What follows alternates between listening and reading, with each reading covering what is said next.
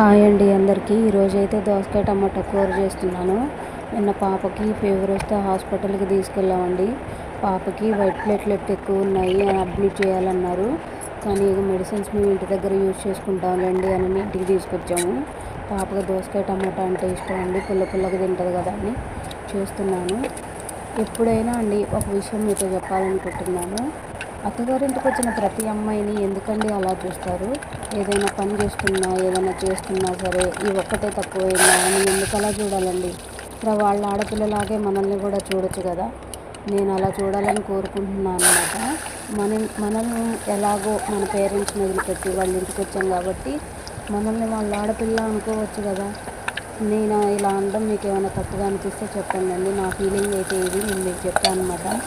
ఇప్పుడైతే దోసకాయ టమాటా కూర కోసం ఒక గిన్నె అయితే పెట్టుకున్నానండి. అందులో కొంచెం ఆయిల్ వేసి ఆవాలు, జీలకర్ర, తాలింపు గింజలు, కొంచెం కరివేపాకు, కొద్దిగంత పచ్చిమిర్చి, ఉల్లిగడ్డలు వేసేసిన తర్వాత అందులో కొంచెం పసుపు వేసి అల్లం వెల్లుల్లి పేస్ట్ వేసుకోవాలి.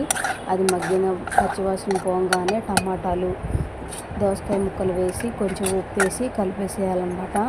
అందులో పైన మూత పెట్టి అందులో కొంచెం వాటర్ పోస్తే ఆ ఎసరికి కూర అనేది మంచిగా మెత్తగా మగ్గుద్దని మా అమ్మ చెప్పిందండి. అందుకని నేను ఈ ట్రిక్ని ఎప్పుడూ ఫాలో అవుతాను అనమాట. అడుగంటదు, ప్లస్ టమాటాలు కూడా ఏ ముక్కలైనా సరే మంచిగా మగ్గుతాయండి. ఇక తర్వాత మధ్య మధ్యలో కలుపుకుంటూ ఉండాలండి. ఇలా కలుపుకున్న తర్వాత కొంచెం కారం కూడా వేసుకోవాలి. ఇక మా బాబుకి అయితే స్కూల్ టైం అయిపోతుందని గబా గబా చేసేస్తున్నా అండి. మార్నింగ్ 4:30కి లేచిన దగ్గర నుంచి నైట్ పడుకునేంత వరకు పని ఉంటూనే ఉంటుందండి. మా చెల్లెలు అన్నది కదా, నువ్వు చేసే పని అంతా వీడియోస్ తీసి పెట్టినాగా అన్నది. కానీ వీడియోస్ తీయడానికి కూడా మనకి హెల్ప్ చేసే పర్సన్ కూడా ఉండాలి కదండి. కానీ నాకు అలాగే హెల్ప్ చేసే లేదనమాట.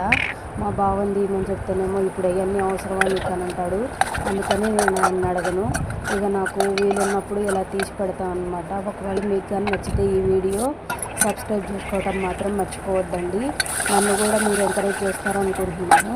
కారం వేసి అది కొంచెం పచ్చివాసన పోయిన తర్వాత ఇక లాస్ట్లో కొద్దిగంత ఎల్లిపాయలు దంచి ఇందులో వేసుకోవాలండి. ఆ ఫ్లేవరే చాలా బాగుంటుంది కదా.